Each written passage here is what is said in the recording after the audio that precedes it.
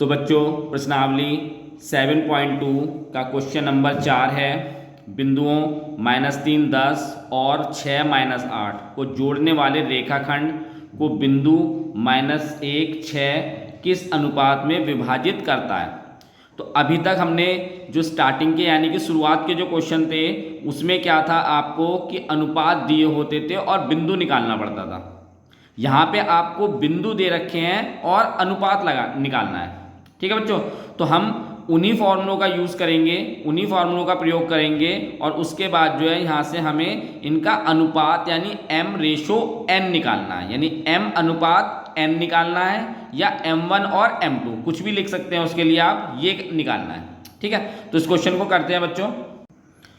तो बच्चों question number 4, ये a और b एक रेखाखंड है, इसके ऊपर एक बिंदु P है। तो a के बच्चों निर्देशांक ये दे रखे हैं और b के निर्देशांक ये हैं। वैसे हम जो p के निर्देशांक लेते थे वो x और y लेते थे, लेकिन यहाँ पे आपको -1 और 6 ये निर्देशांक दे रखे हैं।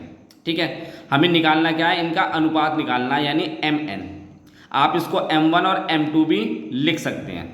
ठीक है, तो यहाँ पे हमारे पास बच्चों जो x1 रहेगा, x1 कितना रहेगा -3 और y1 कितना रहेगा बच्चों 10। फिर आपके पास x2 कितना रहेगा 6 और y2 कितना रहेगा -8। ठीक है, x बराबर -1 हो जाएगा और y बराबर कितना हो जाएगा आपके पास 6। तो आपके पास जो रेखाखंड को विभाजित करने का जो फॉर्मूला है, सूत्र है, वो आपको पता है। तो बिंदु P जो कि कितना है -1, 6 रेखाखंड AB को mn में विभाजित करती है। तो m अनुपात n में क्या करती है, विभाजित करती है। ये m हो गया और ये n हो गया। तो आपको बच्चों इसका फॉर्मूला सूत्र पता है।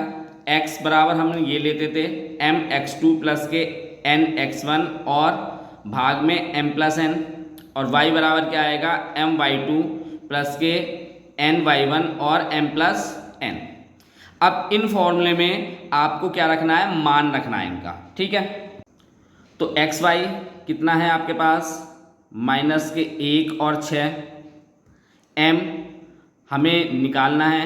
x2 कितना है बच्चों 6 प्लस n हमें कैलकुलेट करना है और n कितना है आपके पास -3 और भाग में कितना आएगा m+n। और कर लो, ये फिलहाल और नहीं, बाद में लगाएंगे, कॉमा लगा लेते हैं। फिर m y2 कितना है आपके पास -8 प्लस के n और y1 कितना है आपके पास 10 और यहाँ पे आ जाएगा m+n। अब बच्चों ये पूरा x का मान है और ये पूरा y का मान है, क्योंकि ये तो x बराबर ये है आपका और y बराबर ये है, तो हम x की वैल्यू को x बराबर रख लेते हैं। ठीक है, तो -1 बराबर हो जाएगा ये 6m और प्लस की गुणा माइनस से करेंगे तो -3n और यहाँ आएगा m+n। और लगाएंगे, अब यहाँ पे ये कॉमा लग रहे हैं आपके। अब y कितना है यहाँ पे 6 है, तो इसके बराबर रखेंगे 6 बराबर -8m प्लस के 10n और m+n।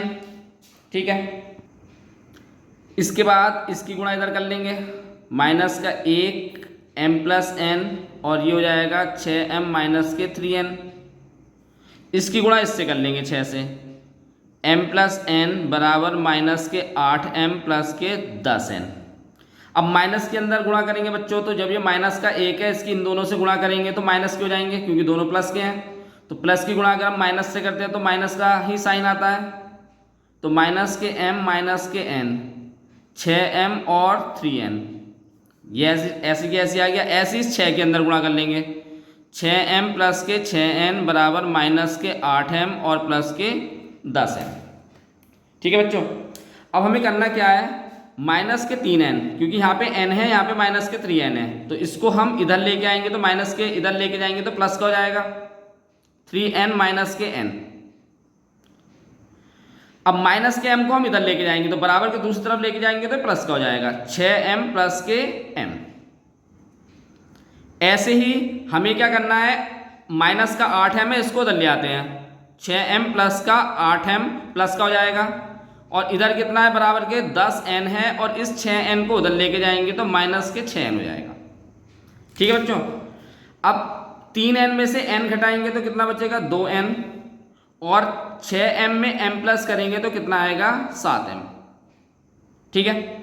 उसके बाद 6m और 8m कितना हो जाएगा ये 14m, और 10n में से 6n घटाएंगे आपके पास तो कितना बचेगा 4m। ठीक। उसके बाद हमें m रेशो n निकालना है, यानी m अनुपात n निकालना है। तो m को तो n को इधर लेके आएंगे और 7 को इधर लेके जाएंगे। ठीक है बच्चों। तो हमारा जो अनुपात है वो m अनुपात n है, तो वो ही निकालना है हमें। तो n इधर भाग करेंगे और ये 7 2 को भाग करेगा, यानी 2 भाग में 7 हो जाएगा m अनुपात n। तो इसे हम m अनुपात n बराबर 2 भाग में 7, और यहाँ से भी हमें यही निकालना है। तो इसे हम n को इधर भाग करेंगे और यहाँ होगा 4 भाग में 14। तो हमारे पास m अनुपात n ये 2 से भाग हो जाएगा बच्चों। तो 2 को हम भाग करेंगे, यहाँ 2 आएगा और यहाँ 7 आ जाएगा, तो 2 अनुपात 7। तो आपका जो अनुपात क्या आ गया बच्चों, तो अभिष्ट अनुपात कितना आ गया आपका m अनुपात n बराबर कितना आ गया 2 अनुपात 7। ये बच्चों आपका क्वेश्चन था 4। क्वेश्चन अच्छा था, आ जाता है बोर्ड मतलब बोर्ड के अंदर आपका, तो आप इस क्वेश्चन को अच्छे से कर लीजिएगा। ठीक है। बाकी आगे के हम क्वेश्चन करेंगे अगले क्वेश्चन के लिए।